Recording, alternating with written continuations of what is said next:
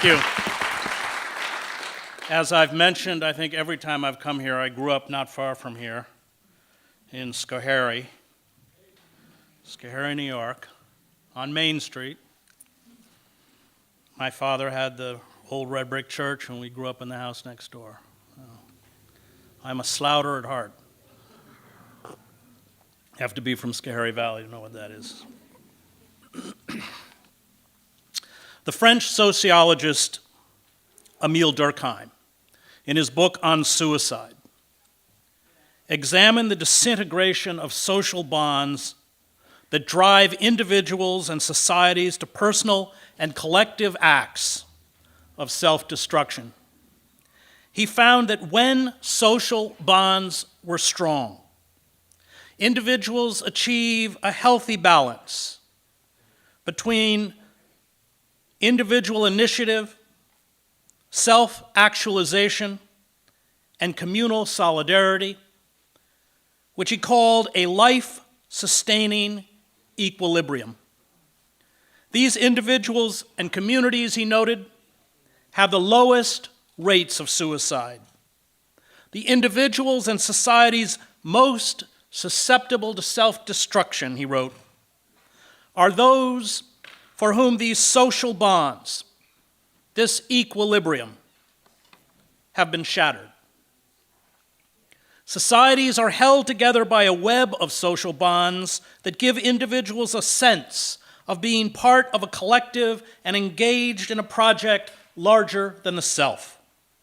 This collective expresses itself through meaningful work, democratic participation, worship, and even patriotism, as well as shared national beliefs and values. These social bonds provide meaning, a sense of purpose, status, and dignity. They offer psychological protection from impending mortality and the meaningless that comes with being isolated and rejected.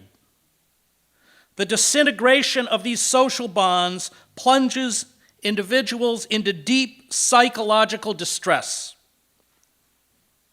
that leads ultimately to acts of collective and individual self-annihilation.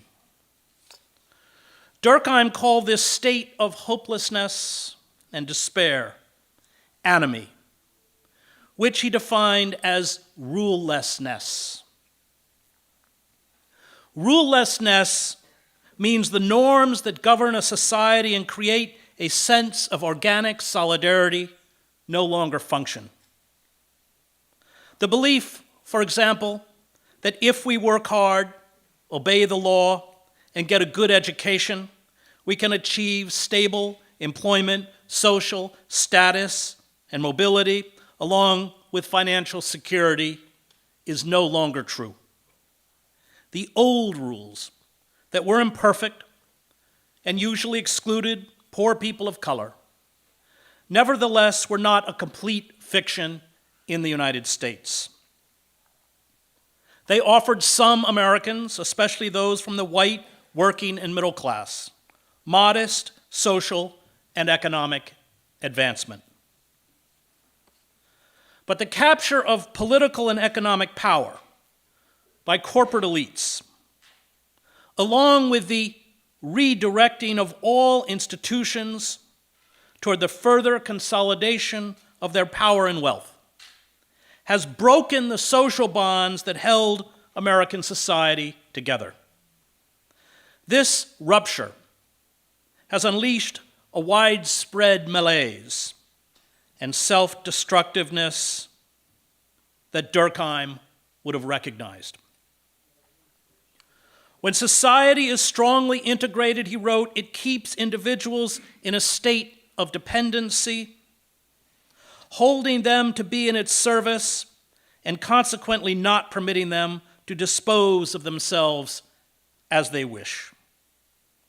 Society is thus opposed to them escaping from their obligations toward it through death.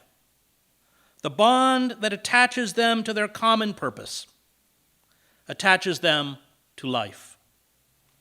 And in any case, the high goal towards which their gaze is turned alleviates the suffering that they feel from life's troubles.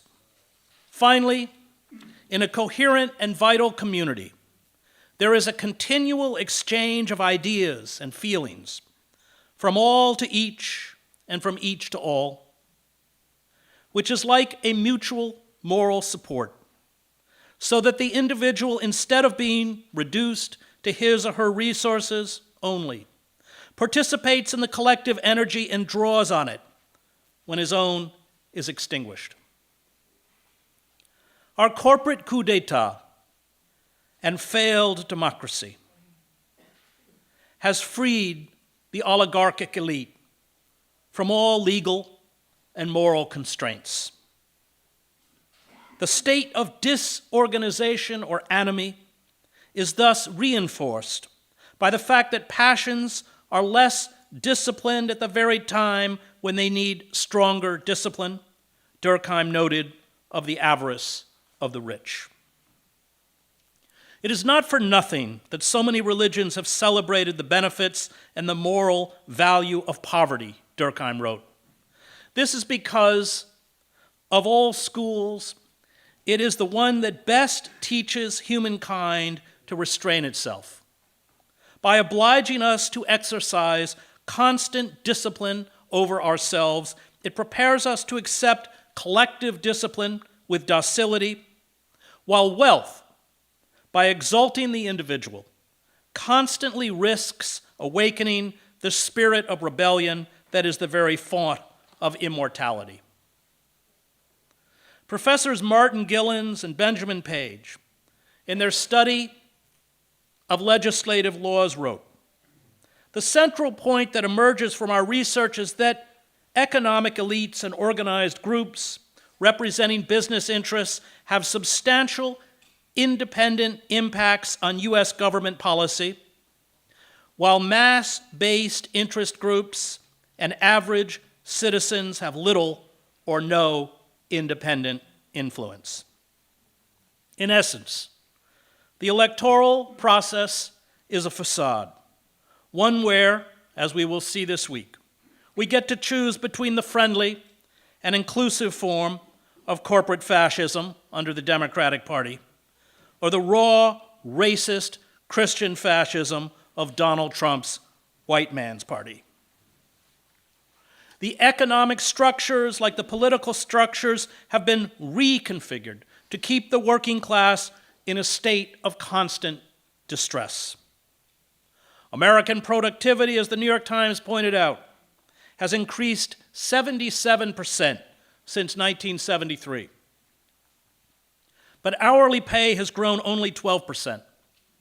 If the federal minimum wage was attached to productivity, the newspaper noted, it would be more than $20 an hour, not $7.25. Some 41.7 million workers, a third of the American workforce, earn less than $12 an hour, and most of them do not have access to employer-sponsored health insurance. A decade after the 2008 financial meltdown, the Times wrote, the average middle-class family's net worth is more than $40,000 below what it was in 2007, and the net worth of black families is down 40%, and for Latino families, the figure has dropped to 46%. The financial crisis of 2008 saw the world's central banks, including the Federal Reserve, inject trillions of dollars of fabricated money into the global financial system. The Federal Reserve, which is supposed to regulate banks alone, handed over an estimated $29 trillion of fabricated money to American banks, according to researchers at the University of Missouri. $29 trillion. Kevin Zees and Margaret Flowers on the website Popular Resistance wrote, 1/6 of this could provide a $12,000 annual basic income, which would cost $3.8 trillion annually. Doubling Social Security payments to $22,000 annually, which would cost $662 billion. A $10,000 bonus for all U.S. public school teachers, which would cost $11 billion.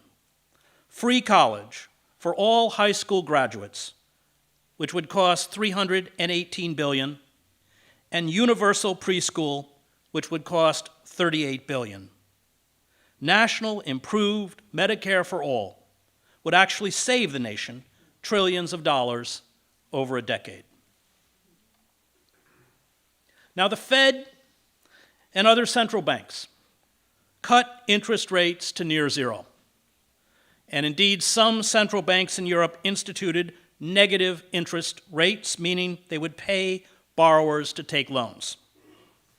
The Fed, in a clever bit of accounting, even permitted distressed banks to use these no-interest loans to buy U.S. Treasury bonds.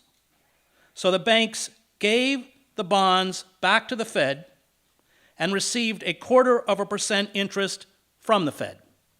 In short, the banks were loaned money at virtually no interest by the Fed and then were paid interest by the Fed on the money they borrowed. The Fed also bought up worthless derivatives and other toxic assets from the banks. Since Fed authorities could fabricate as much money as they wanted, it did not matter if what they were buying was worthless. This fabricated money over the last decade has created a worldwide debt of $325 trillion, more than 3 times global GDP. The fabricated money was hoarded by banks and corporations, loaned by banks at predatory interest rates, used to service interest on unsustainable debt, or spent buying back stock, providing billions in compensation for the ruling elites. The fabricated money was not provided to the victims of financial fraud, but the victimizers. It was not invested in the real economy. Products were not manufactured and sold. Workers were not reinstated into the middle class with sustainable incomes, benefits, and pensions. Infrastructure projects were not undertaken. The fabricated money re-inflated massive financial bubbles built on debt and papered over a fatally diseased financial system destined again for collapse. The criminal irresponsibility of the elites was simply perpetrated on an even more massive scale. What will trigger the next crash? The $13.2 trillion in U.S. household debt? The $1.5 trillion in student debt? The billions Wall Street has invested in a fracking industry that has spent $280 billion more than it generated from its operations? Who knows? What is certain is that a global financial crash, one that will dwarf the meltdown of 2008, is inevitable. But this time, with interest rates near zero, the elites have no plan B. The financial structure will disintegrate, and the global economy will go into a death spiral.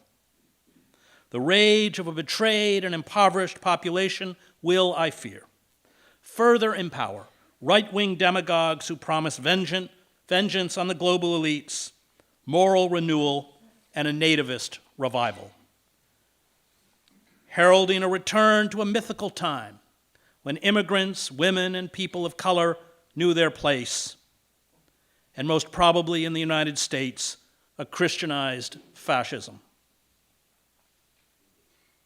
Given the staggering amount of fabricated money that has to be repaid, the banks need to build greater and greater pools of debt. This is why when you are late in paying your credit card, the interest rates jump to 28%. This is why if you declare bankruptcy, you are still responsible for paying off student loans, even as 1 million people a year default on these loans, with 40% of all borrowers expected to default by 2023. This is why wages are stagnant or have declined, while costs from healthcare and pharmaceutical products to bank fees and basic utilities keep skyrocketing. This is why the federal government, further stripped of $1.5 trillion over the next decade by the Trump tax cuts, will soon pay more in interest on its debt than it spends on the military, Medicaid, or children's programs combined. Within a decade, more than $900 billion in interest payments will be due annually. Interest on debt is now the fastest growing major government expense. The cost of interest will hit $390 billion next year, nearly 50% more than in 2017, according to the Congressional Budget Office. The global financial system is a ticking time bomb. The question is not if it will explode, but when it will explode. And once it does, the inability of the global speculators to use fabricated money with zero interest to paper over the debacle will trigger massive unemployment, high prices for imports and basic services, and very probably a devaluation of the dollar, especially when it is dropped as the world's reserve currency. No one knows when this will happen, although the historian Alfred McCoy says the American empire as we know it will no longer exist by 2030. The manufactured financial tsunami will transform the United States, already a failed democracy, into an authoritarian police state awash in weapons and driven by hate.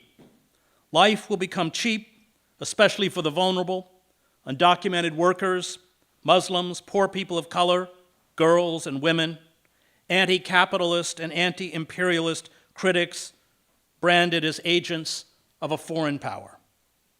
All will be demonized and persecuted for the collapse. And the ruling elites, in a desperate bid to cling to their unchecked power and obscene wealth, will sanction indiscriminate violence against any group or individual they fear could instigate a revolt. Empires in decay, ravaged by widespread anomie, embrace an almost willful suicide. Blinded by their hubris and unable to face the reality of their diminishing power, they retreat into a fantasy world where hard and unpleasant facts no longer intrude. They replace diplomacy, multilateralism, and participatory politics with a constant mobilization against enemies real or invented. This self-delusion saw the United States make the greatest strategic blunder in its history, one that sounded the death knell of the empire, the invasion of Afghanistan and Iraq. The architects of the war in the George W. Bush White House and the array of useful idiots in the press and academia who were cheerleaders for it, all of whom kept their prominent public platforms, knew very little about the countries being invaded, were stunningly naive about the effects of industrial warfare, and were blindsided by the ferocious blowback. They stated and probably believed that Saddam Hussein had weapons of mass destruction, although they had no valid evidence to support this claim. They insisted that democracy would be implanted in Baghdad and spread across the Middle East. They assured the public that U.S. troops would be greeted by grateful Iraqis and Afghans as liberators. They promised that the oil revenues would cover the cost of reconstruction. They insisted that the bold and quick military strike, shock and awe, would restore American hegemony in the region and dominance in the world. It did the opposite. Historians of empire call these military fiascos a feature of all late empires, micro-militarism. The Athenians engaged in micro-militarism when during the Peloponnesian War they invaded Sicily, suffering the loss of 200 ships and thousands of soldiers and triggering revolts throughout the empire. Britain engaged in micro-militarism in 1956 when it attacked Egypt in a dispute over the nationalization of the Suez Canal and then quickly withdrew in humiliation, empowering a string of Arab nationalist leaders such as Gamal Abdel Nasser, and dooming the British rule over the nation's few remaining colonies. Neither of these empires recovered. Empires, because they rely on the power to dominate and exploit other countries, are in fact very fragile, and once this ability to dominate is taken from them, they unravel swiftly. A year for Portugal, 2 years for the Soviet Union, 8 years for France, 11 years for the Ottomans, 17 for Great Britain, and in all likelihood, 27 years for the United States, counting from the crucial 2003 when the U.S. invaded Iraq. Empires at the same time hollow themselves out from the inside. Their cities fall into decay. The decline sees the brutality abroad matched by a brutality at home. Militarized police gun down mostly unarmed poor people of color and fill a system of penitentiaries and jails that hold a staggering 25% of the world's prisoners, although America represents only 5% of the global population. The population at home, like the subjugated population abroad, lives under wholesale surveillance. Public services, including public education, infrastructure, public transportation, become decrepit and dysfunctional.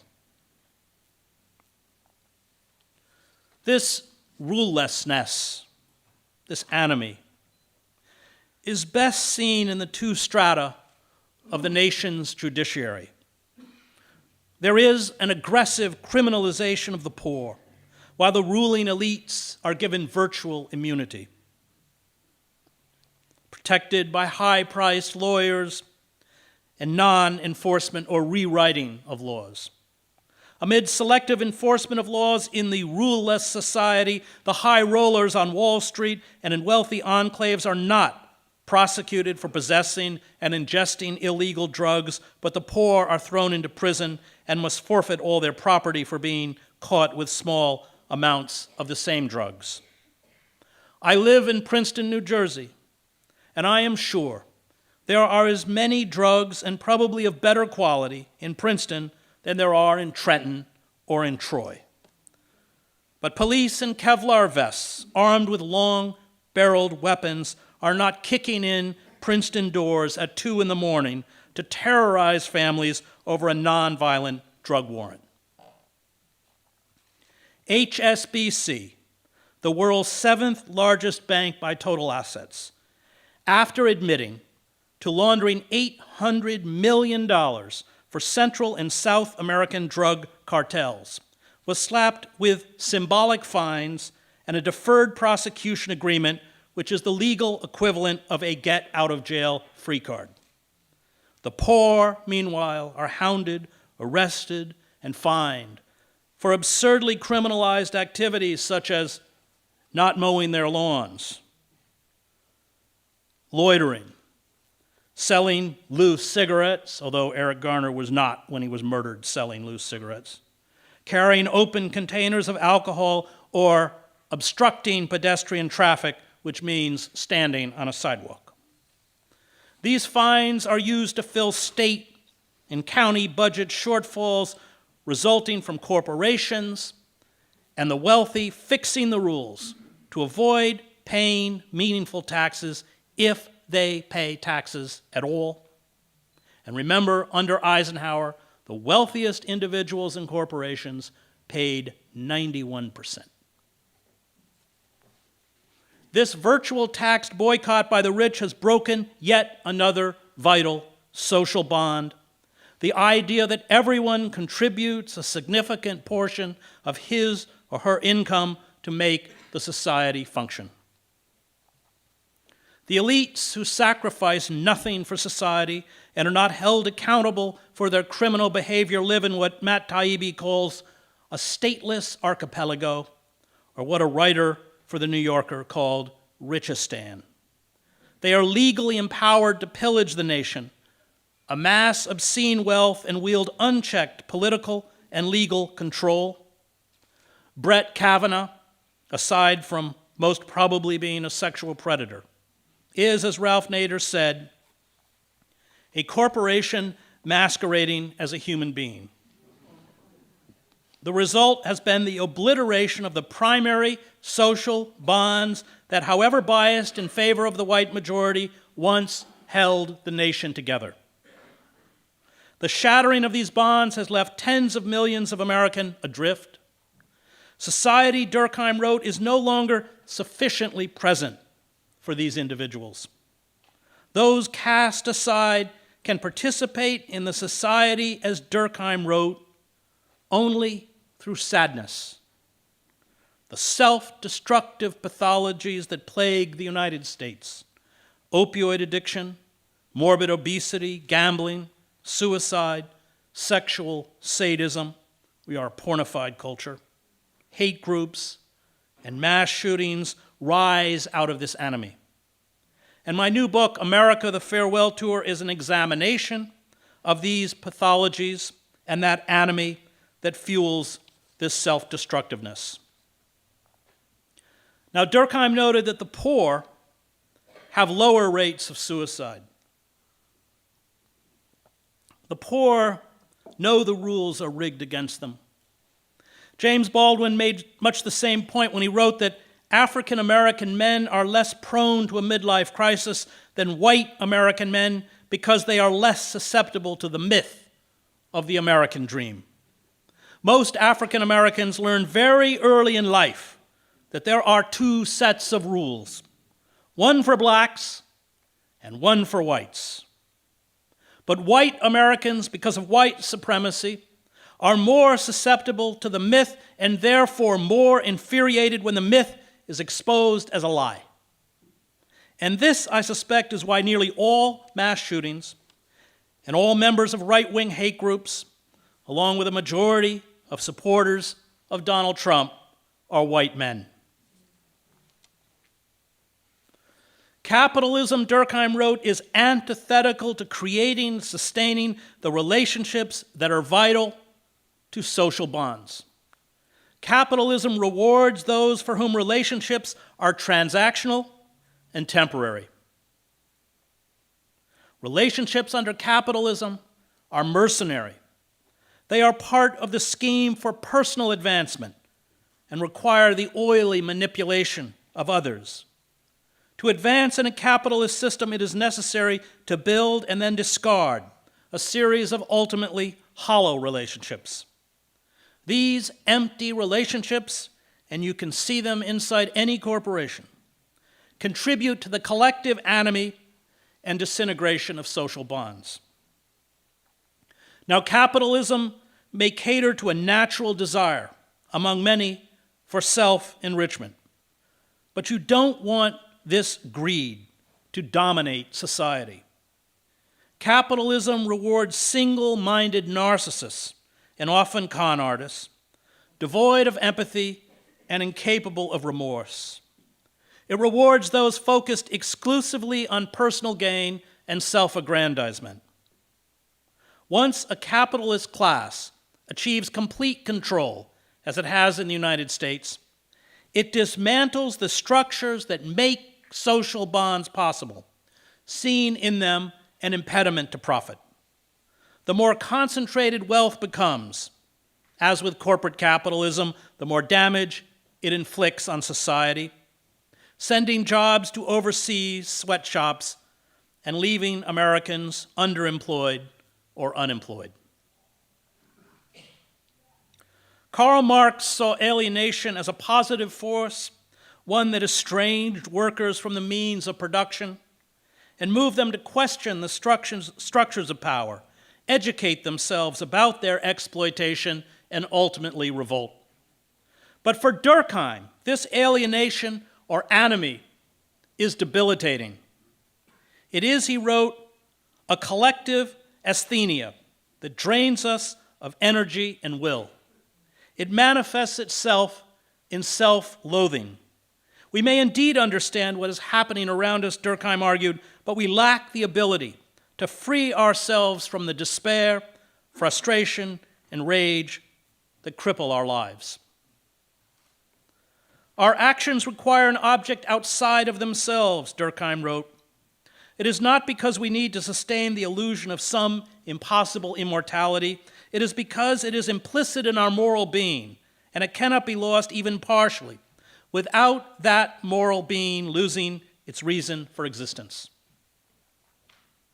There is no need to demonstrate that in such a state of collapse, the slightest cause for depression can easily give rise to desperate acts.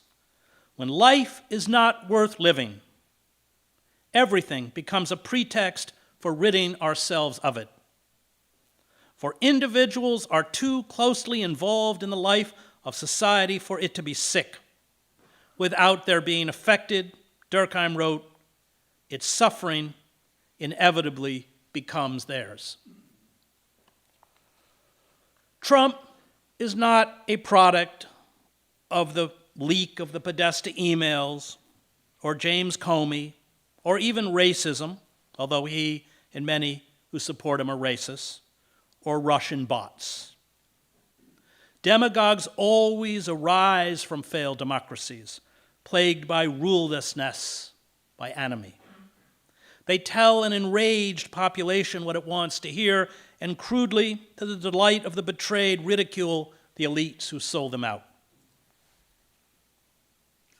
Removing Trump from office without confronting the anomie that defines the lives of tens of millions of Americans would do nothing to restore democracy. In fact, it would probably consolidate the power of a Christianized fascism, rapidly filling Trump's ideological void. Vice President Mike Pence, because he is a creature of the Christian right, would most likely, as Noam Chomsky has pointed out, be worse than Trump if he gained the presidency. This anomie, as it always does, has empowered our own demagogues. And demagogues must be understood as cult leaders rather than traditional politicians. A disempowered population, infantilized by a world it cannot control, gravitates to cult leaders who appear omnipotent and promise a return to a mythical golden age. The cult leaders vow to crush the forces embodied in demonized groups and individuals which are blamed for their misery. The more outrageous the cult leaders become, the more they flout law and social conventions, the more they gain in popularity. Cult leaders are immune to the norms of established society. This is their appeal. Cult leaders demand a godlike power. Those who follow them grant them this power in the hope that the cult leaders will save them. Trump has transformed the decayed carcass of the Republican Party into a cult. And all cults are personality cults. They are extensions of the cult leader. The cult reflects the leader's prejudices, worldview, personal style, and idiosyncrasies. Trump did not create the yearning for a cult leader.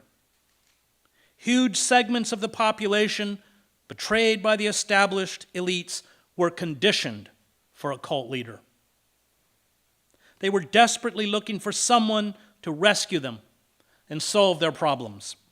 They found their cult leader in the New York real estate developer and reality television show star. And only when we recognize Trump as a cult leader, and many of those who support him as cult followers, will we understand where we are headed and how we must resist.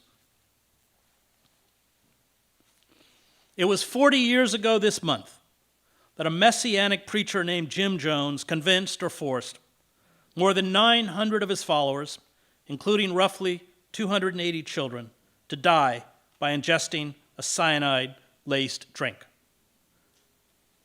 Trump's refusal to acknowledge and address the impending crisis of ecocide and the massive mismanagement of the economy by the kleptocrats, his bellicosity, his threats against Iran and China, the withdrawal from nuclear arms treaties, along with his demonization of all who oppose him, ensure our cultural, and if left unchecked, physical extinction. Cult leaders are driven at their core by the death instinct, the instinct to annihilate and destroy, rather than nurture and create. Trump shares many of the characteristics of Jones as well as other cult leaders, such as the founders of the Heaven's Gate cult, the Reverend Sun Young Moon, who led the Unification Church, and David Koresh, who led the Branch Davidian cult in Waco, Texas. Cult leaders are narcissists. They demand obsequious fawning and total obedience. They prize loyalty above competence. They wield absolute control. They do not tolerate criticism. They are deeply insecure, a trait they attempt to cover up with bombastic grandiosity. They are amoral and emotionally and physically abusive. They see those around them as objects to be manipulated for their own empowerment, enjoyment, and often sadistic entertainment. All those outside the cult are branded as forces of evil, prompting an epic battle whose natural expression is violence. A cult is a mirror of what is inside the cult leader, Margaret Singer wrote in Cults in Our Midst. He has no restraints on him. He can make his fantasies and desires come alive in the world he creates around him. He can lead people to do his bidding. He can make the surrounding world his world. What most cult leaders achieve is akin to the fantasies of a child at play, creating a world with toys and utensils.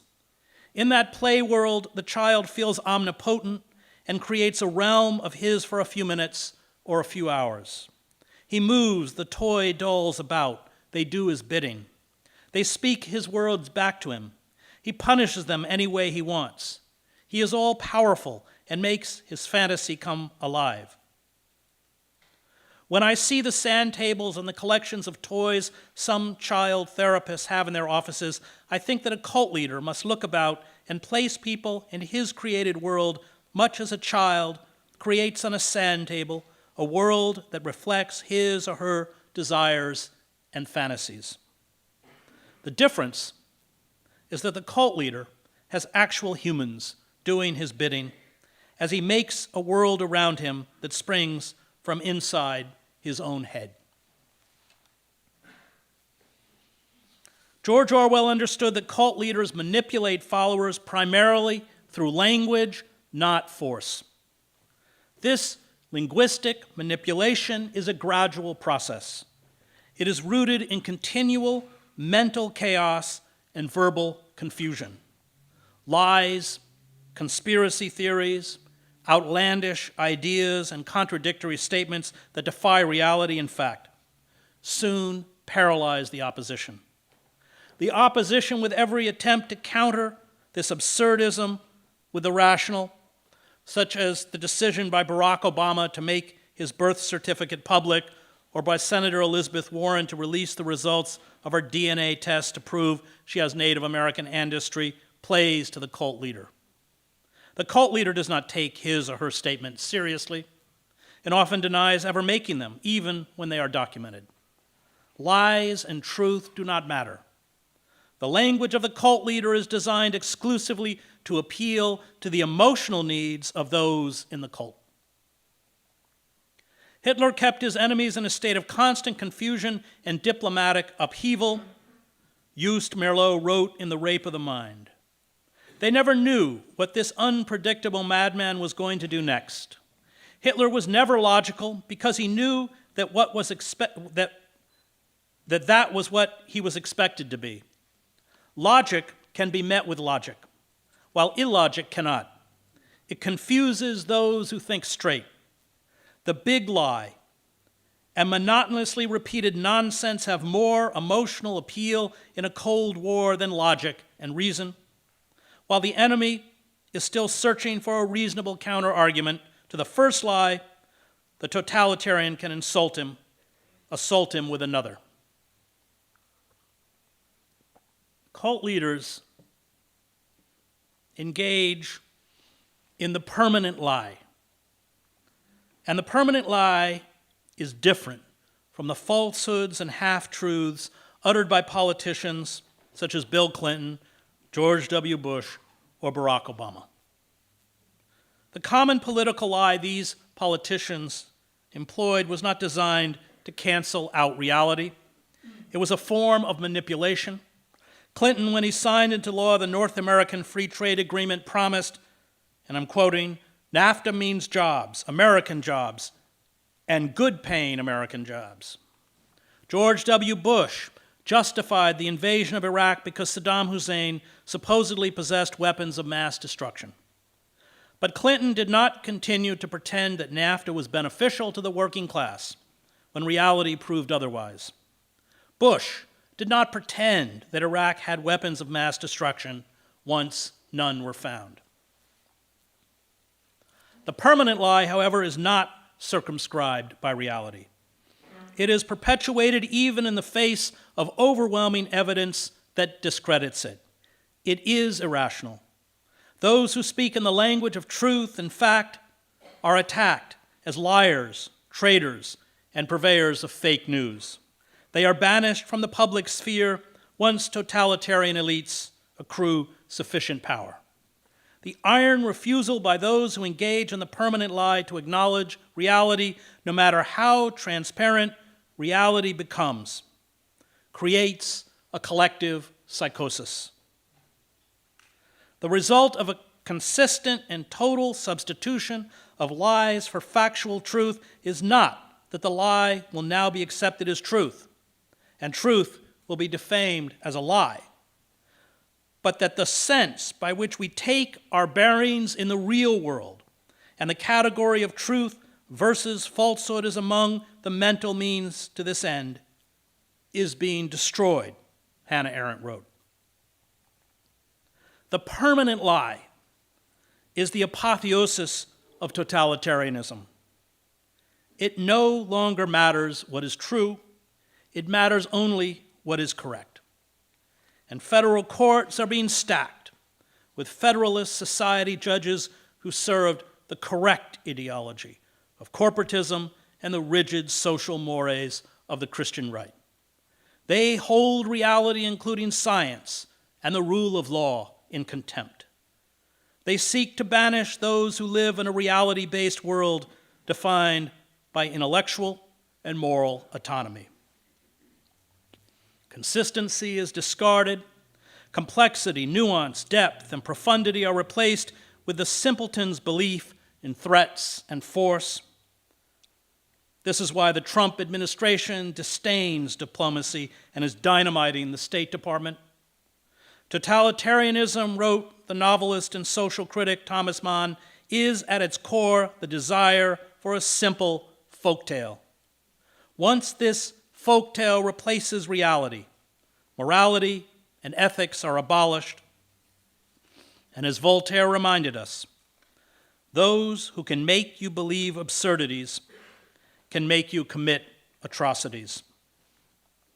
The cult leader grooms followers to speak in the language of hate and violence. The cult leader constantly paints a picture of an existential threat, often invented, that puts the cult followers in danger.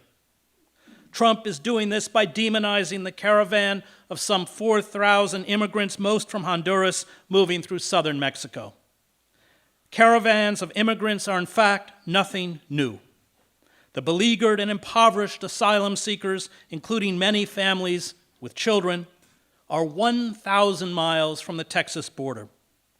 But Trump, aided by nonstop coverage by Fox News and Christian broadcasting, is using the caravan to terrify his followers, just as he, along with these media outlets, portrayed the protesters who flocked the U.S. Capitol to oppose the nomination of Kavanaugh as unruly mobs. Trump claims the Democrats want to open the border to these quote-unquote criminals and to quote-unquote unknown Middle Easterners who are, he suggests, radical jihadists. Christian broadcasting such as Pat Robertson's 700 Club splice pictures of marching jihadists in black uniforms cradling automatic weapons into video shots of the caravan. The fear-mongering and rhetoric of hate and violence, as I saw when I covered the war in the former Yugoslavia, eventually leads to widespread acts of violence against those the cult leader defines as the enemy. The explosive devices sent to Trump critics and leaders of the Democratic Party, including Barack Obama, Hillary Clinton, and Joe Biden, along with George Soros, James Clapper, and CNN, allegedly by Cesar Sayoc, an ex-stripper and fanatic Trump supporter who was living out of his van, herald more violence. Trump, tossing gasoline on the flames, used this assault against much of the leadership of the Democratic Party to again attack the press, or as he calls it, the enemy of the people. It should come as no surprise that last Saturday, another enraged American white male, his fury and despair seemingly stoked by the diatribes and conspiracy theories of the far right, entered a Pittsburgh synagogue and massacred 8 men and 3 women as he shouted anti-Semitic abuse. Shot by police and arrested at the scene was Robert Bowers, who believes that Jewish groups are aiding the caravan of immigrants in southern Mexico. He was armed with a military-style AR-15 assault rifle, plus 3 handguns. The proliferation of easily accessible, high-caliber weapons, coupled with the division of the country into the blessed and the damned by Trump and his fellow cultists, threatens to turn the landscape of the United States into one that resembles Mexico, where at least 145 people in politics, including 48 candidates and pre-candidates, along with party leaders and campaign workers, have been assassinated over the last 12 months. Look south if you want a vision of the future. The cult leader, unlike a traditional politician, makes no effort to reach out to his opponents. The cult leader seeks to widen the divisions. The cult leader brands those outside the cult as irredeemable. The cult leader seeks the omnipotence to crush those who do not kneel in adoration. The cult followers, yearning to be protected and empowered, seek to give the cult leader unlimited power. Democratic norms and impediment to the leader's omnipotence are ridiculed, attacked, and ultimately abolished. Those in the cult seek to be surrounded by the cult leader's magical aura. Reality is sacrificed for fantasy, and those who challenge the fantasy are not considered human, they are satanic. Behavior that ensures the destruction of a public figure's career does not affect a cult leader. It does not matter how many lies uttered by Trump are meticulously documented by the New York Times or the Washington Post. It does not matter that Trump's personal financial interests, as we see in his relationship with the Saudis, take precedence over the rule of law, diplomatic protocols, and national security. It does not matter that he is credibly charged by numerous women with being a sexual predator, a common characteristic of cult leaders. It does not matter that he paid little or no income taxes and routinely committed financial fraud. It does not matter that he is inept, lazy, and ignorant. The establishment whose credibility has been destroyed because of its complicity in empowering the ruling oligarchy and the corporate state might as well be blowing soap bubbles at Trump. Their vitriol to his followers only justifies the hatred radiating from the cult. The removal of Trump from power would not remove the yearning of tens of millions of people, many conditioned by the Christian right, for a cult leader. Most of the leaders of the Christian right have built cult followings of their own. These Christian fascists embraced magical thinking, attacked their enemies as agents of Satan, and denounced reality-based science and journalism long before Trump.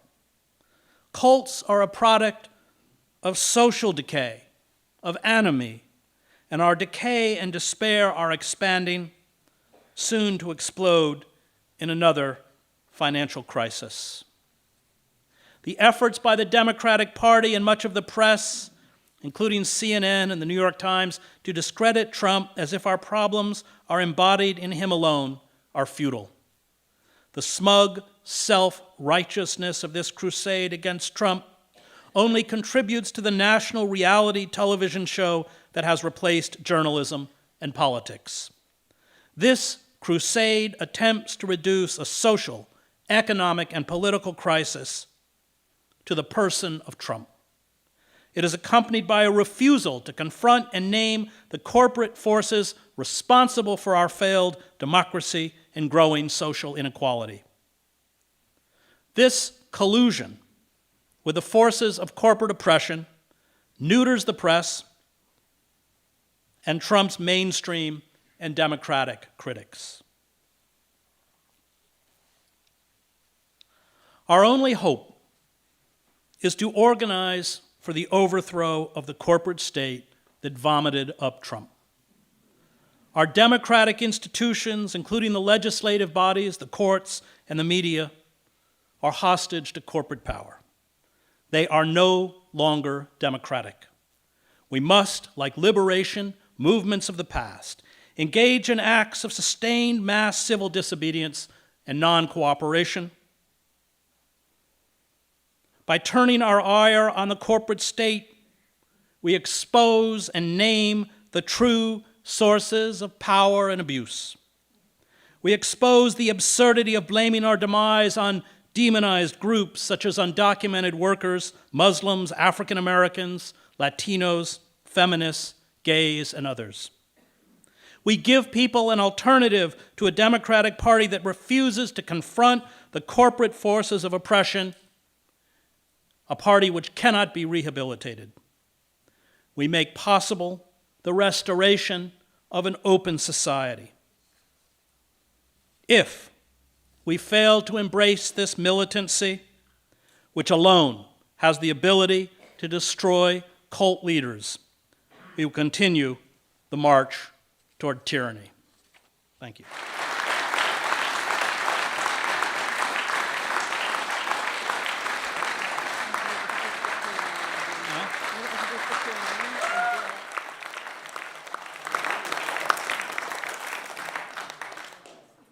Thank you, Chris. Wow. It's a scary time that we're living in. I feel scared. But I also feel really hopeful. And I feel lucky that I get to spend my days here, which feels like a hopeful place. When I hear Chris talk, it harmonizes with what we're doing here really beautifully. I grabbed one of our T-shirts coming up here because this is sort of our trilogy, right? That we've kind of owned. It's art, science, and media, and these things are under attack. And this is what we do, and it's not a coincidence. Independent media, art, transgressive art, and science. The Nature Lab Center is an organic output of the people in this community who are creative, smart, independent thinking, and self-reliant. This is really a project in self-reliance here. I look in the audience and I see a lot of new faces, but I also see a lot of faces who are not new, who are helping us do this work. And And I want to thank you guys for being part of that organizing effort that Chris is talking about. I have not given up hope. I do not want to say farewell to America, and I think most of you feel the same way, and that's why we're here. And so I'll just take this opportunity to ask you once again to help us do this non-corporate work that it's really hard to get funding to do by giving a little bit monthly. Sign up to be a sanctuary sustainer. There is going to be an opportunity for questions and answers. So if you have some questions, you can start lining up right here by this microphone. I followed your work closely since you wrote War is a Force That Gives Us Meaning. As I sat and listened to your talk, I was reminded of a parable about a river that floods, and all of the people who have to deal with the flood are rushing around frantically figuring out how they can save their houses and this and that. And someone comes along and says, work upstream. And I would just like you to comment on how to do that upstream work. I think at this point, all of the economists that I admire, I'm not an economist, of course, David Harvey, Richard Wolff, Nomi Prinz, Michael Hudson, are terrified of what's coming. And having lived through the economic collapse of Yugoslavia and watched what it did, especially when Yugoslavia fell into hyperinflation, the old power structure, which was largely ineffectual for the majority of the Yugoslavs, was so swiftly discredited that people turned to figures like Radovan Karadzic, who everyone knew was buffoonish, in the same way that Trump is buffoonish. And we forget that in Weimar Germany, the Nazis were considered buffoonish. I mean, Hitler couldn't even speak proper German. And you had the old German aristocracy, von Papen and others, assuring the chancellor that they could control them. And I wrote a book on the Christian right, American Fascists, the Christian right and the war in America 10 years ago, which has become, I think, very important because the Christian right is rapidly filling the ideological void that Trump has. And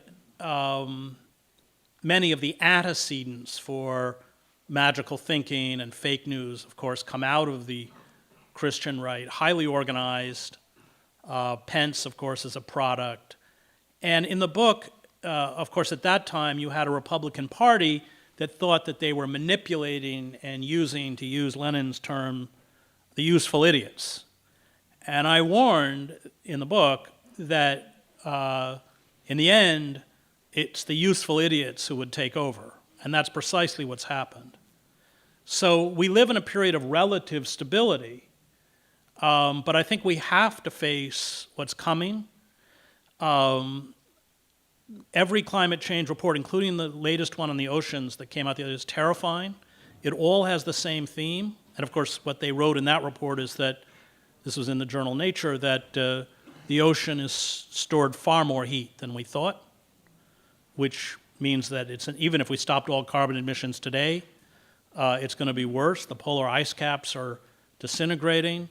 The weather patterns are nuts. And it's bleak and it's frightening, and I have children. It's depressing. And the most, or perhaps the hardest existential crisis of this moment in American history is to face how dire our situation is and then respond.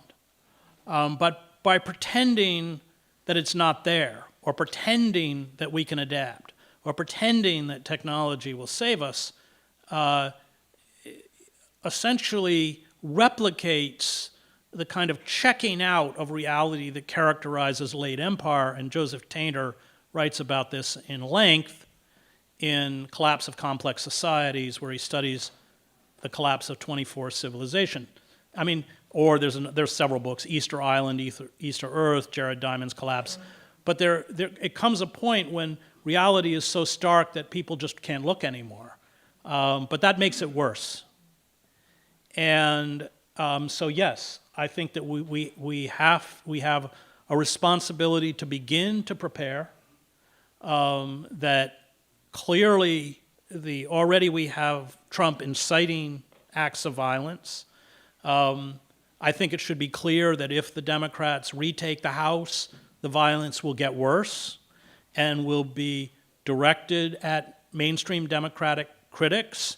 And if they don't take the House, it will get worse because Trump's policies are wildly unpopular. Nobody likes his tax cuts. Nobody wants him to destroy Obamacare. Nobody wants him to privatize Social Security. Nobody supports his refusal to raise the minimum wage. And of course what he's done is turbocharge the kleptocracy.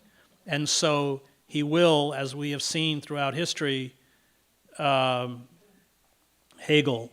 wrote it, the only thing that he said past civilizations prove is that they know nothing about history. We know where it's going to go. I mean, it's not a surprise. It's collapsed societies, many of which I covered as a war correspondent, have many similar characteristics. In fact, what's happening now reminds me very much of the disintegration of Yugoslavia. So yeah, I think that you're right. We can't be reactive. We have to be proactive because when things become rough, the elites will retreat into their gated compounds, where they will have access to security, uninterrupted electricity, water, and medical service, and we'll be on our own.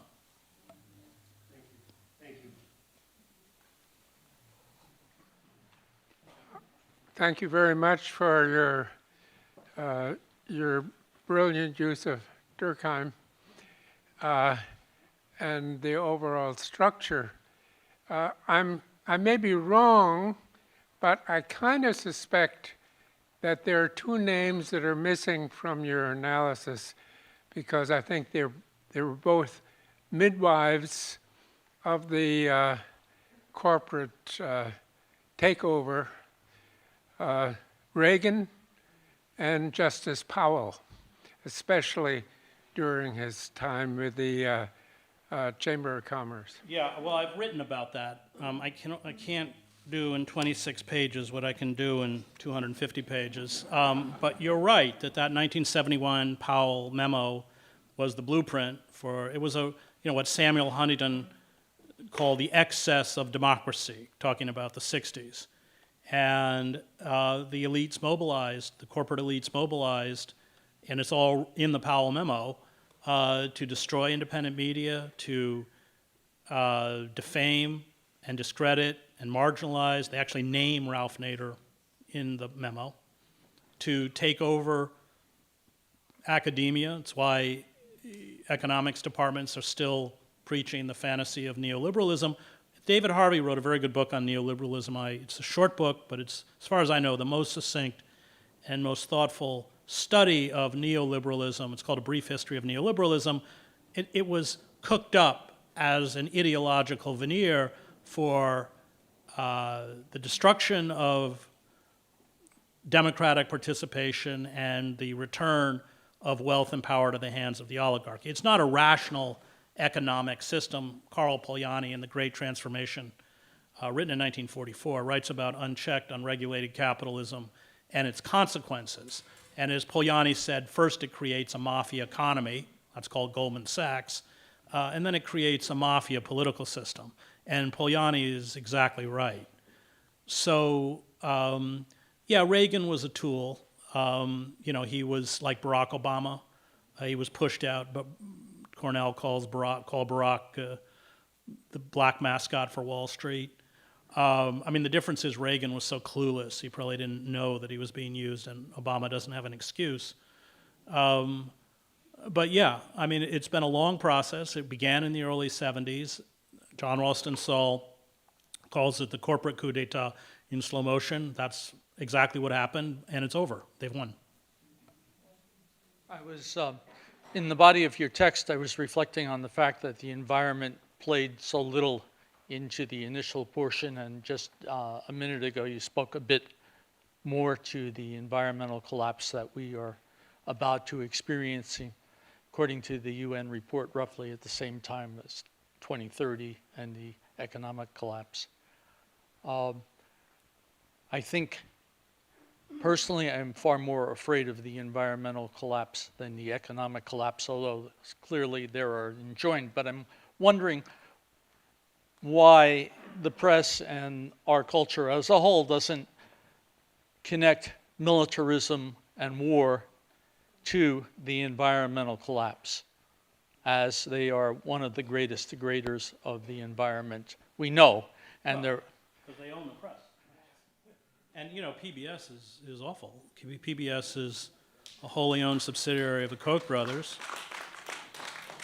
they may own the press, but I mean, even in environmental groups and people Well, I speak to don't make that connection. Sure. I mean, environmental groups are also dependent upon donors. It's why environmental groups won't confront the animal agriculture industry, which is as egregious in terms of carbon emissions as the fossil fuel industry. They won't go there. And so what was the big campaign? What was it, Sierra Club or somebody had? Like, don't use straws. I mean, you couldn't make this stuff up. So most of the NGOs are, because they're beholden to wealthy and corporate donors, are tepid at best and often mendacious. I mean, MoveOn.org, there's a classic example. So I was involved with Dr. Margaret Flowers and others about universal health care, which Obama conspired in a back room with the insurance and pharmaceutical industry to make sure was never raised. And MoveOn.org totally supported Obama because they said if we don't support Obama, he won't get reelected.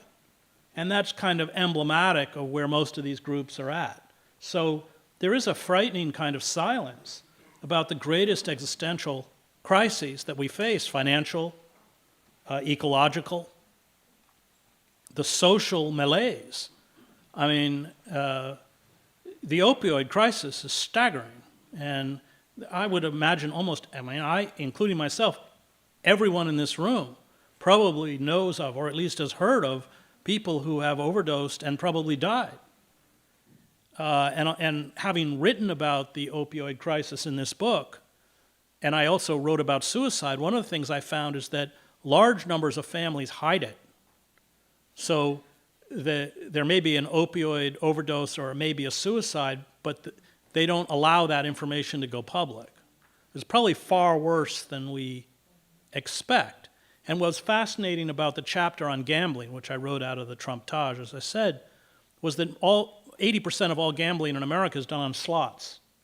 And slots zone you out. You spend 6, 7, 8 hours on a slot machine in the same way that heroin zones you out. These are all attempts to escape from your reality. I was also, as a Christian minister, I was wondering, is there any role that the Christian left may play, or? Well, I'm not a very good Christian minister. My problem with the liberal church, which I come out of, my father was a Presbyterian minister, although very close to the Barragans and the Catholic worker movement, is that they've not called out the Christian fascists for who they are. They are heretics. You don't have to spend 3 years at Harvard Divinity School, as I did, to realize that Jesus did not come to make us rich or shower us with consumer products. And the German Christian church, which had the Nazi swastika on one side of the altar and the Christian cross on the other, has essentially been replicated in the Christian right.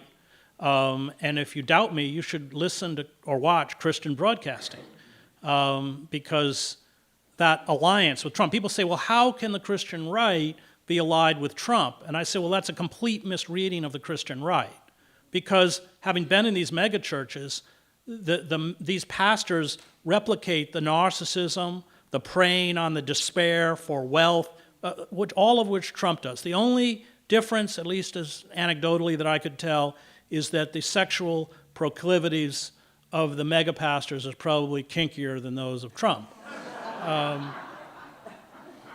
And the Christian church has not called these, they don't believe in heretics or in the name of tolerance, a word Martin Luther King never used.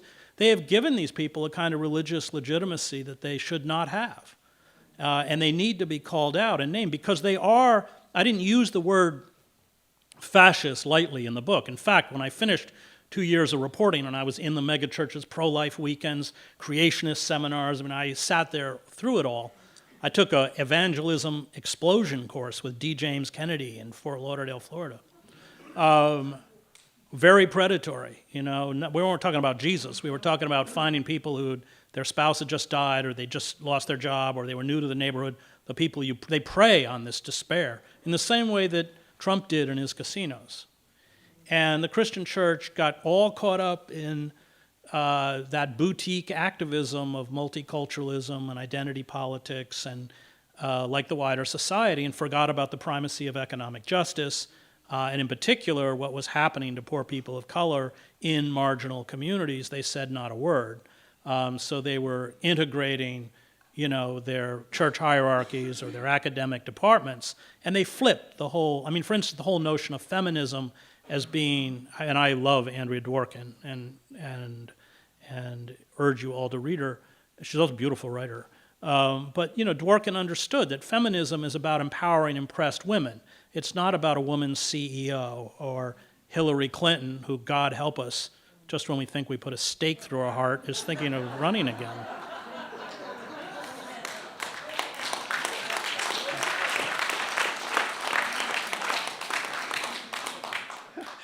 First of all, I just want to say you are one of my favorite American human beings on the planet. Your astuteness just blinds me. I just cannot even understand how you can look into that maelstrom on a daily basis and still even bother to try to do anything about it. I really admire you for that. But here's my question. And it's a question I have pondered for the last 10 years. I've read a lot about how people believe things, how they don't believe things. But what I've come to is that we are, as Americans, the product, pure and simple, of American advertising. They reduce it down to the simplest, most explicit terms. Just do it. Coca-Cola, America. And my question to you is, because you are so astute, I mean, I just marvel. You're in another planet. But here's what I figured out, or at least I think I figured out. Most of the people that are like you are in chairmanships of departments in big universities. And they've learned a language that basically only talks to the other 35 chairmen around the country. And unfortunately, what they know never filters down to the guy in the street. My point, and what I'd like to ask you, because you are the articulate genius in my book, how do we get people to start speaking in not the same terms as Trump, but to at least think and discuss in the simplest terms, the simplest language? Because that's who's out there, are the simple people, and they have swallowed the simpleton's message. You know, and I know that they are just disgusted. They're in a hopeless despair. What's her name? Oakenklaus, Strangers in Their Own Land. Did you ever read that? Yeah. But to that point, and they're just poor people that are getting screwed over. But somehow Trump can get underneath their thinking.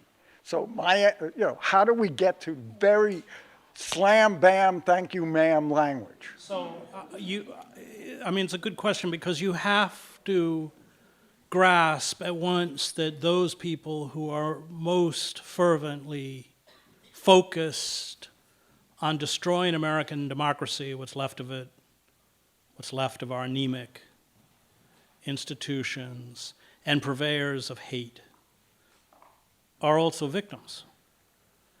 And this was driven home to me on the book on the Christian right, because I went in with, although I came out of a religious tradition, I went in with the prejudices of the religious left. And after hearing dozens of these stories of the followers of the Christian right, in places like Ohio and Mississippi, and where their communities disintegrated, their families disintegrated, sexual abuse, domestic abuse, chronic underemployment, unemployment, jail time, evictions.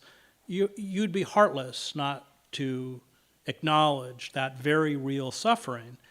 And it was kind of driven home to me. I was in Detroit with Tim LaHaye, who wrote the End Times series, and it was a conference on the End Times. So I was in this church, and people were just ecstatic, would be the only word to use, over the apocalypse. And with these incredibly graphic descriptions of what the end times would be like, including the rapture, which is not in the Bible, and the blood boiling and non-believers and their eyes. And I realized that what drove that lust for the apocalypse was their hatred of the secular society, the reality-based world that almost destroyed them. And that what protected them was their magical thinking. That's all they had left. And you weren't going to argue them out of creationism. The only way in the book that I wrote that we will break this movement is to reintegrate these people into the economy and into the society. In essence, as Durkheim said, to rebuild those social bonds. And there's a name for this, it's called socialism.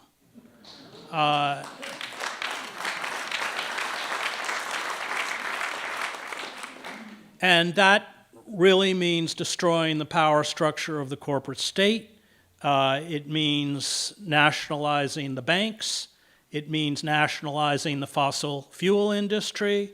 It means destroying the war machine and the arms industry. It means returning the internet and public broadcasting to the public. It means absolutely no money being funneled into our system of legalized bribery. It really means destroying the system because we don't have time, nor is it possible to tinker with it. And you can see it in the whole Democratic campaign at the moment. Because what is their core message? We are not Trump. That's it. They won't talk about the social inequality that they helped orchestrate that is driving our crisis. I mean, the whole idea of blaming this on Russian Facebook bots is nuts. I mean, if you want to talk about fake news, it's called Fox News. I mean, we've been bombarded by this junk. And the whole idea that Fox News is even considered a legitimate news organization. And then you have all the, sites like Breitbart and everything else. So we have to rise up with that kind of radicalism because it's our only hope, not just in terms of wresting back control and creating an open society, but dealing with the ecocide that is now galloping us towards extinction. And there's a reason climate scientists are so terrified of going above 2 degrees Celsius, and it's called feedback loops. And they know how feedback loops work because they've studied them on planets like Venus, which used to have water and is now 800 degrees. It means this 10,000 year period, the Holocene period, in which since the end of the last ice age, is an anomaly in a planet that's 4.5 billion years old, that created the temperate zones that allowed us to flourish as a people. The Gulf Stream has not been a permanent part of planet Earth. We are destroying the Holocene. We are destroying this very fragile, peculiar moment, climatary moment that allowed us to survive. And once those feedback loops start, i.e. the polar ice caps are gone, the acidification within the oceans, the monster storms, the flooding, everything starts feeding off of each other. And climate scientists, and you can look it up, but they've done mathematical calculations that range anywhere between a 70% die-off and complete extinction. That's what we're facing. And look, you know, I don't share American culture's mania for hope. I don't. I come out of Calvin. I have a very dark view, tragic view of human nature and human potential. And I think that's not helpful. I mean, we have to wrest ourselves from the emotional highs and lows, as somebody pointed out, of consumer culture. I asked Father Daniel Berrigan once, how do you define faith? And he said it's the belief that the good draws to it the good, even if all the empirical evidence around us says otherwise. The Buddhists call it karma. And that's a very different understanding. I've said it so many times. I don't say it anymore because I see so many smiles in the audience from people who have heard it, but it is true. I stole it from Sartre. But I don't fight fascists because I'm going to win. I fight fascists because they are fascists. That there is a moral imperative to fight for life. If you want to go back to the Christian tradition that I come out of, it's called bearing the cross. And you know, we're not here that long. We're not. And we just lost our greatest contemporary theologian, James Cone. If you have not read The Cross and Lynching Tree, don't go on Amazon, but buy it.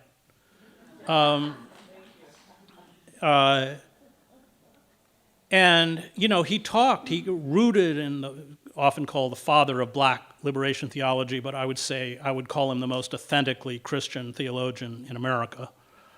He understood, you know, that the nature of oppression and that one endures, to use Faulkner's words at the end of The Sound and the Fury.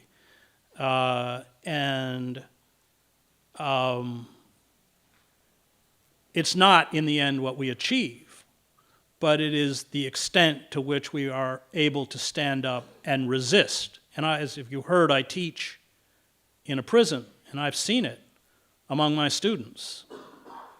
I taught a class called Conquest. We read Open Veins of Latin America, Bury My Heart at Wounded Knee, and C.L.R. James's great book, The Black Jacobins, on the Haitian slave revolt, the only successful slave revolt in human history, which Haiti is still paying for.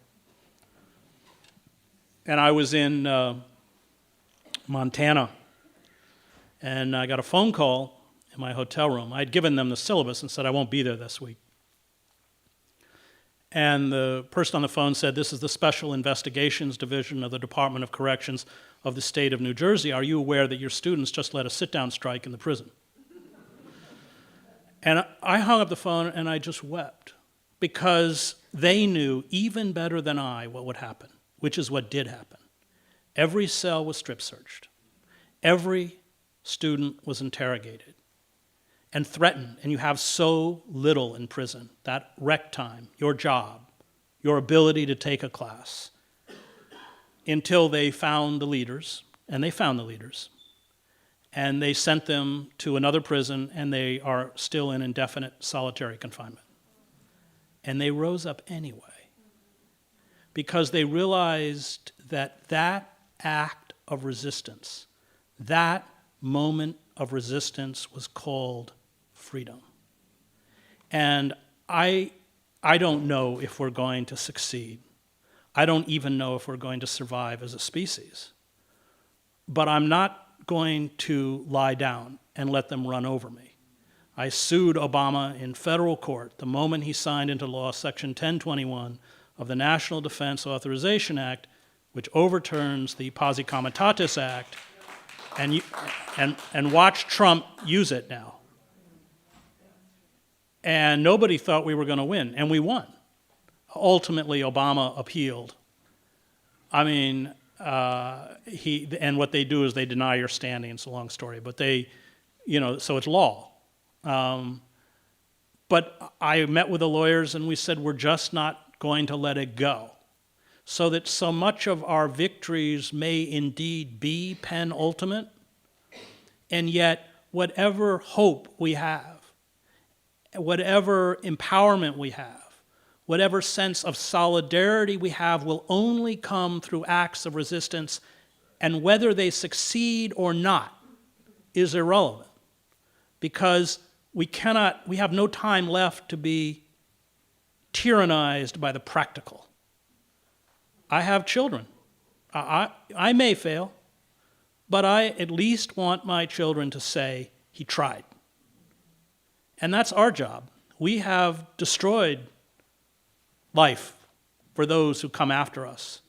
And we have a moral responsibility to stand up and fight on behalf of life. I think in that sense, I go back to my religious tradition and I draw on it, and I don't in any way think you should all become Presbyterians. I was at Standing Rock. I saw the same kind of spirituality at Standing Rock. Indeed, that is what made Standing Rock so powerful. Shattering our complacency to carry out acts of resistance, you will find, will shatter your despair and your enemy. You don't do it alone. You can't do it alone. But everything's on YouTube. I was with 133 veterans a few years ago protesting the wars in Iraq and Afghanistan in front of the White House. I was the largest mass arrest since the 1960s in front of the White House. And there were Vietnam vets, Iraqi war vets, Afghan vets, many in uniform. It was snowing. And at that moment when we walked to the White House fence where we were arrested, it was complete silence, and somebody was beating a drum, and almost everyone was crying, because we'd all been to war. We know what war is. And as we were cuffed with our hands behind our back, it turns out that the Washington police, most of them are in the National Guard, and they would whisper, "Keep protesting those wars." We have far more power. They're terrified of us. They are. They were terrified of Occupy Wall Street, which wasn't, I love those kids, but they're not quite as radical as they think they were. I stopped them from holding a memorial for Steve Jobs in the middle of the park when he died.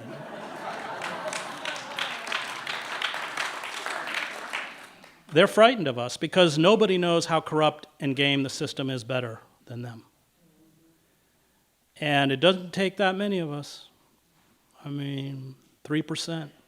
I watched it in Eastern Europe. I watched 500,000 people gather in Alexanderplatz night after night and bring down the Stasi state, which was the most sophisticated security and surveillance state until our own. So we got to stop fooling around with the Democratic Party, and we've got to overthrow the corporate state. I'll spell that out for the Homeland Security person in the room.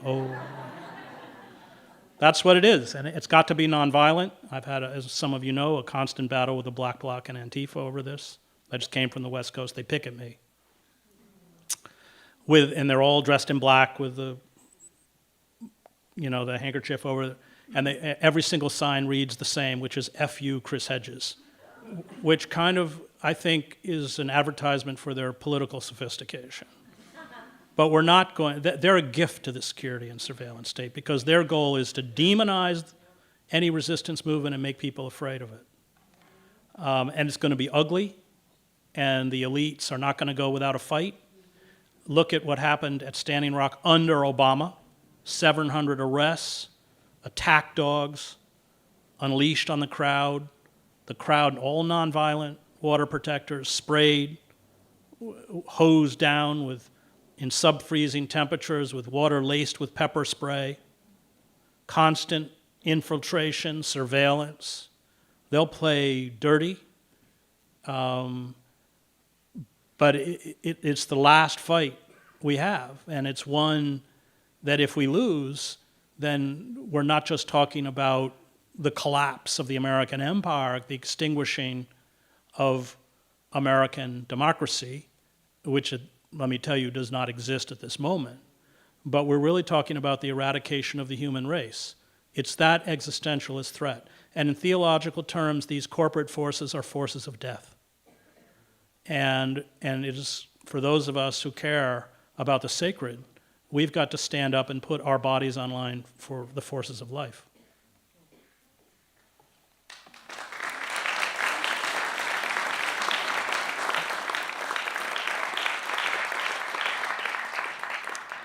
So I'd like to echo the gratitude and admiration that many other people in this line have expressed. I'm also a longtime admirer of your work. I have two questions. First of all, I don't know if you saw Democracy Now! On Friday morning with Alan Nairn, and whether or not you did. His argument was that you have to vote for the Democrats right now, because whether or not there are war criminals in the party and whether or not there are fascistic tendencies, they're less of a threat than what Trump represents. And I think many people in this audience are struggling with that same question. And secondly, I don't know if you're familiar with the work of the political science Corey Robin, who teaches at Brooklyn College, but he has expressed some skepticism about the idea that everyone in the Republican Party would like to see a overtly fascist regime come to power in the United States, because they've been able to do so much with the political forms of the Republic.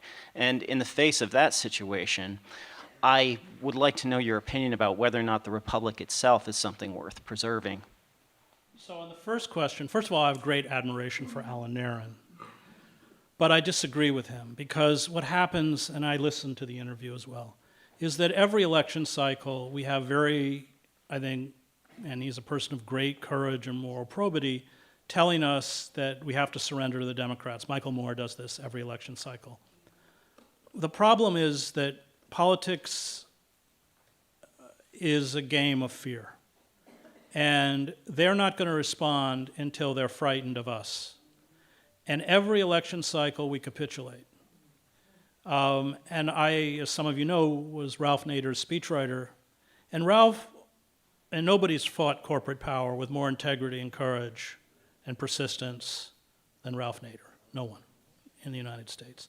And Ralph locked out of the democratic process. Remember all those bills, 24 pieces of legislation, the Mine and Safety Act, the Clean Water Act, it was all written by Ralph.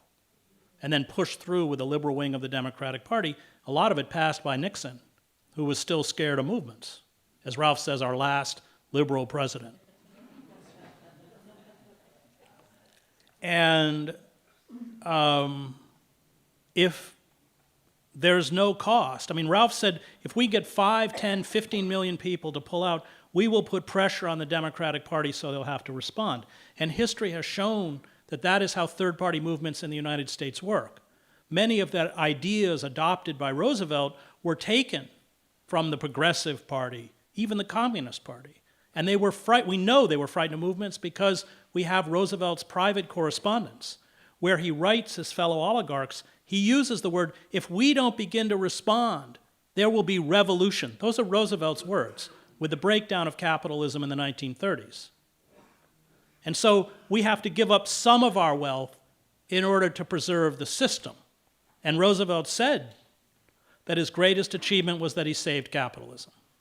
But without those pressures, the oligarchs would not have responded. We could have gone either way in the 30s. There was a strong fascist movement, certainly sympathetic to fascism, Henry Ford and many, many others. And we've dropped the ball. We failed to make them frightened. I mean, this is the power of unions. I mean, look what's happened to the American working class with the destruction of unions. And I know unions had their problems, but what they've done in somebody talked about the commercial, the consumer society, it's hyper-individualism. And hyper-individualism is a form of disempowerment. And they know it. So you get to express your personal identity while you are being stripped of collective power. And I just don't, I heard Alan say, if we don't vote for the Democrats, we won't be able to save democracy, right? Well, I don't believe that we live in a democratic system. And I also believe that anomie, which is about to get much worse in an economic crisis, is the engine that is driving the rise of these authoritarian or fascist movements and figures and cult leaders. And that if we don't address the anomie, we're finished, whether the Democrats take power or not. I mean, at best, the Democrats can throw up some impediments and maybe slow it, but it isn't going to stop. And with economic insecurity or economic crisis, these tendencies will overwhelm all of us. And the problem is we've not offered working men and women, the working poor in this country, a meaningful alternative. The Democratic Party is not a meaningful alternative. I was in Anderson, Indiana for this book, and with all the old UAW workers. This GM had huge plants there, 25,000 union jobs, $25, $30 an hour, pensions, benefits, protections of the unions. NAFTA passes, they all go to GM. They didn't just tear down the plants, they actually bulldoze them. These gigantic weed-choked lots. The city went into a death spiral. The jobs went to Monterrey, Mexico, where they pay Mexican workers $3 an hour without benefits. So these people voted for Sanders, but they weren't going to vote for Clinton in the general election. They voted for Trump. So I'm not denying that he plays to this racist, nativist movement and indeed stokes it. But the engine of this, which is this social inequality, it's what led to Sanders' insurgency. And how did the Democratic Party respond? I think there's enough evidence to say that they stole the nomination from Bernie Sanders.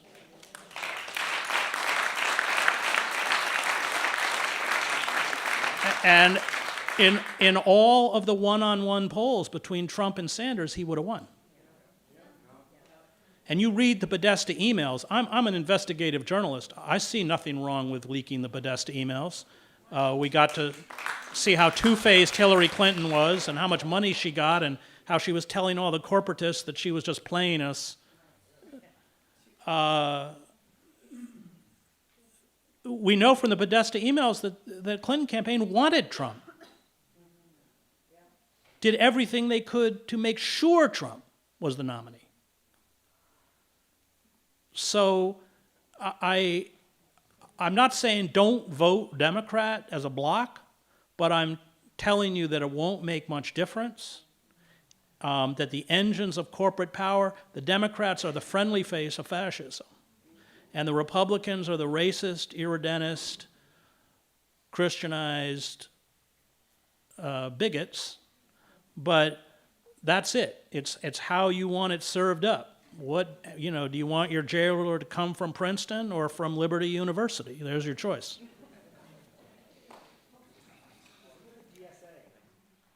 Well, the DSA, what's interesting about the DSA candidates is the Democratic Party are working as fast as they can to buy them off. And, what is it, Ocasio-Cortez has now become best friends with Pelosi. That's not a good sign. We've really got to hold fast to what we believe. Because, look, we're not going to garner any respect within the society if we're not willing to sacrifice and fight for what we believe. And for me, that is a complete destruction of the corporate state. That we cannot advance as a society and ultimately as a species until these people are removed from power.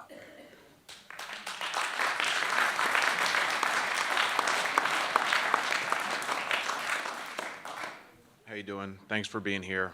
I'm 33. I am one of your disillusioned youth who really don't see much for himself out here. But I do feel an imperative to do something about it. But I also don't want to be violent. So that's where I see the real dilemma with revolution, because most revolutions are pretty violent. And I was trying to see if you had any advice for a less violent. So most revolutions are in fact nonviolent. Yeah, actually Lenin understood this. Lenin, who didn't have a heart, and as Chomsky said, mounted a counter-revolution against the Soviets, nevertheless understood the dynamics of revolution very well. And he was constantly trying to shut down anarchist violence because it was counterproductive. What happens in every revolution, if you read the theorists, Crane Brinton, Jeffrey Davies, and others, is that no revolution succeeds until a significant part of the ruling elite defects. So for instance, I was in East Germany for the revolution that overthrew the Stasi state. And Erich Honecker, who had been in power for 19 years, sent down an elite paratroop division to Leipzig with orders to fire on the crowd. The paratroopers got to Leipzig, and the local communist authorities refused to deploy them in the streets. Honecker was out of power within a week. The same thing happened in Czechoslovakia. Once the Czechoslovakian police would not fire on the protesters in the Velvet Revolution, they were finished. The same thing happened in Russia. People forget. Yes, there was anarchist violence, without question. But what broke the back of Tsarism were the bread riots in Petrograd. They sent the Cossacks, who were the enforcers, in to crush the bread riots, and they refused, and they joined the rioters. The Tsar abdicated on a railway siding. He didn't even get back. That's how revolutions work. And I covered Sarajevo. I'm not a pacifist. I was in Sarajevo during the war. I used to go to Algeria, where you walk into the Algiers airport and it would say, "Welcome to Algeria, land of a million martyrs." Foreign occupiers, as we see in Iraq, which is us, or Afghanistan. I mean, the Taliban controls more territory now than they did 17 years ago when we went in. I mean, it's good for Raytheon and Halliburton and Northrop Grumman, but it's not good for them and it's not good for us. Yeah, that's how revolutions work. When a critical mass, and what happens within the structures of the elite is that the foot soldiers will no longer protect them. So you had Iran, so the Shah fled. They had the fourth largest army in the world. The head of the armed forces goes on and said, "We will no longer defend the regime." It was over. That's how revolutions work. It doesn't work by, walking down a street all dressed in black, throwing bricks through windows. I mean, we can't compete in the language of violence. I've been overseas. I know what special forces. We have 60,000 members of the special forces who are called death squads. And we have no hope if the state speaks that language very, very well. That doesn't mean that they won't inflict violence, as they did at Standing Rock. They will. But we have to be militantly non-violent to appeal ultimately to the conscience of not only the wider public, but those within the ruling apparatus. And at that point, they're finished.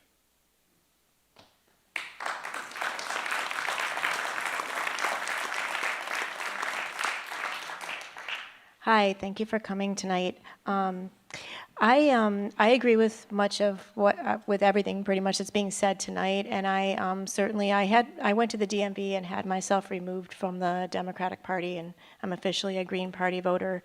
I voted for Jill Stein, and I never thought in a million years I'd ever do that. Before then, I supported Bernie Sanders,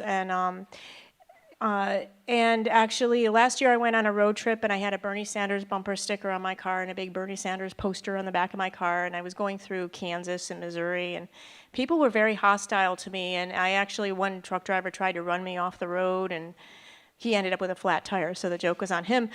So maybe there is a God. But anyway, and most people I meet, they act like they think I'm crazy when I try to talk about these things. They think I'm a conspiracy theorist and I'm talking about the men in black and things like that. So I just wonder if you know of any or have any ideas on how we could sort of, all those of us who do think this way and are concerned about these issues, how we could come together and form communities. I know there's actually a Facebook group for Chris Hedges.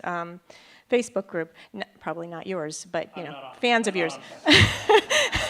But I'm just wondering, if you have any ideas, or if you know of any communities that have cropped up that support these ideas, where people can come together and talk about this. All resistance will ultimately be local. So that's why sanctuary is important, and that's why community radio is very important. To be able to, do you have democracy now? And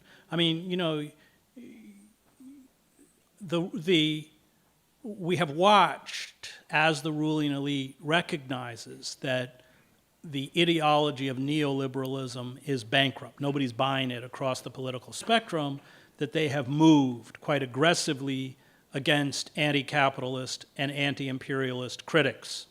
So they've done this by accusing us of being agents of a foreign power, prop or not, propaganda or not, an anonymous website that was featured on the front page of Bezos's Amazon/CIA corporation. Named all major left-wing sites, Black Agenda Report, Counterpunch, Alternet, Truthdig, which I write for, as purveyors of foreign propaganda. And when the lawyers for Truthdig asked the editors of the Washington Post who was behind Prop or Not, they said, well, we know, but it's anonymous, but we can't tell you. Okay, we know it is. It's your taxpayer dollars at work. And so with that charge, we watched Google, Twitter, Facebook impose algorithms. And what they did was that you have something called impressions, where if you had typed in imperialism a year and a half ago, and I had written an article on imperialism, it would come up with anything else that was recent on that subject. Now it doesn't. And so you've watched the traffic or the referral from impressions on Truthdig alone decline over the last 12 months from over 700,000 to below 200,000 as they perfect the algorithms. Alternet, for instance, another left-wing site, has lost 63% of its traffic. World Socialist website, which is pretty good, has lost over 80% of its traffic. And then you have that coupled with net neutrality. And I have a show, it's called On Contact. It is on RT America, that's Russia Today. Why? Because an anti-imperialist, anti-capitalist critic cannot get a place even on public broadcasting. If you went back to the late 1960s, early 1970s, you could see on public television Malcolm X, James Baldwin, Noam Chomsky, Howard Zinn, it's gone. And I'm no fan of Putin, obviously. But I was in Eastern Europe. The only way Czechs could hear the voice of Václav Havel was on Voice of America. And with the abolition of net neutrality, these left-wing sites will be even further tiered, or there'll be a two-tiered system on the internet, so they'll be harder and harder to access. And that's because the elites don't have a counter-argument. And so the critics have become much more dangerous, and therefore already marginalized must now be silenced. And we live in a period of relative calm at the moment. So community radio is key. Pacifica is great. Anything that is freed from the tentacles of corporate power and not beholden to wealthy donors. I mean, I've taught at Princeton. Princeton's just a big corporation where a bunch of rich kids or kids who want to be rich go to be branded to get into the 1%. They had a little Occupy movement at Princeton. It was little. And they asked me, mostly run by graduate students from Berkeley who'd done their undergraduates at Berkeley. And they asked me to come speak. Well, what I didn't know, I was teaching there, was that there was a reporter from the Daily Princetonian there. And he did quote me correctly. And the next day, the paper said, Ferris professor tells Occupy students that the president of Princeton is an overcompensated fundraiser, that Princeton students are far too deferential to authority, and half of the trustee board should be in prison. But look, it's all true. I wasn't invited. Actually, I did teach last year, so I think they have a short institutional memory. I don't know. Is that it? I think we'll do a book signing before I collapse here. One more? Okay, one more question, then I'll... I cannot believe it. Oh, is there a line? Oh, you were going to go? Go ahead. Okay. Okay, we'll do all of them. We'll do all of them. Okay, thank you. I work for Public Employees Union, one of the largest in the state. Good. Well, what I have to say is that I'll tell you, I worked for Bernie Sanders. I love Bernie Sanders, but I can tell you that most people in and we represent blue and pink collar workers primarily, are very, very much don't believe in the Bernie Sanders agenda. In other words, they think he's pie in the sky. They think it's absolutely absurd what he says. Most of them were not supporting Bernie Sanders. Our union didn't end up in, our union ended up, of course, endorsing Hillary Clinton. But I guess I'd like you to comment on that, because I've seen that with most working, I don't believe that he would have won against Trump, because I think he would have been villainized, and because, Possibly. yeah. Well, I had a lot of problems with Sanders. I actually spoke to Bernie before he announced. I was with Shama Sawant, the great socialist city councilwoman in Seattle, and we were pushing him to run as an independent. The argument being that, one, we're not going to build an effective counterforce in one election cycle. And two, the Democratic Party is never going to give him the nomination. And three, they're going to force him out the door and make him campaign for Hillary Clinton, which is exactly what happened. And I was with Cornel West in the streets of Philadelphia. We marched with several thousand homeless people onto the appropriately named Wells Fargo Center, where the Democratic Convention was being held. And then that night, Cornel and I were driving back to Princeton, listening to Bernie's speech endorsing Hillary Clinton. And Cornel, who's amazingly astute, said he missed his historical moment, which meant he should have walked out.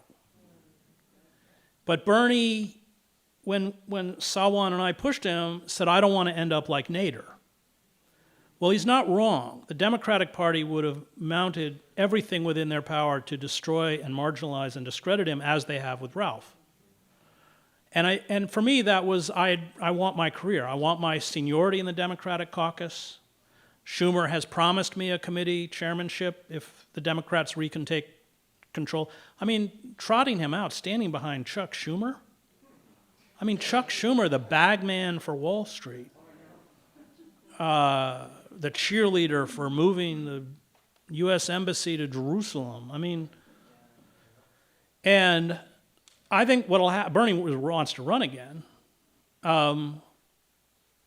but he ain't gonna work, because if you look at the crowds he pulled when he was traveling around the country for Clinton, it was in the hundreds instead of 10,000. Look, anytime you build a radical movement, the oligarchs work overtime to divide the society and empower the proto-fascist to carry out acts of violence against the radicals. That is true in, we've seen it, even in American history. When you look back at the radical unions, the Wobblies, and the use of gun thugs and Pinkertons and Baldwin Felts and company militias. So the fear, the ruling elites will create the divisions that you talk about. But that should not deter us from speaking truth to power. We don't have to speak truth about power. Power knows very well what it's doing. But it will be contentious, and these divisions will be stoked. I mean, we're already watching Trump do it.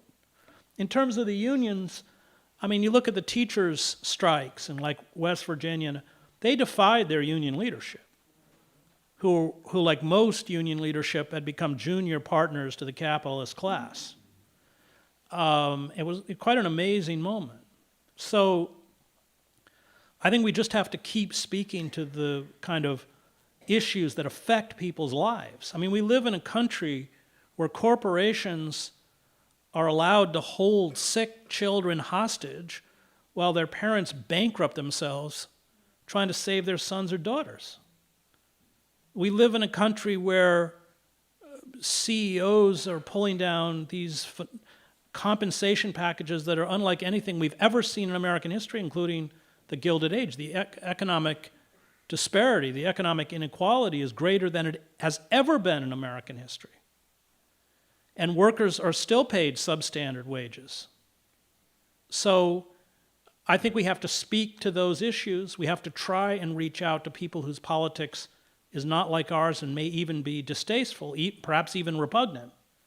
But we will watch the ruling class, and this is true with every ruling class, work very effectively to widen the divisions, stoke the hate, and demonize the radicals. We had the bloodiest labor wars in any of the industrialized world. Hundreds of American workers were murdered so we could have an 8-hour day and an end to child labor.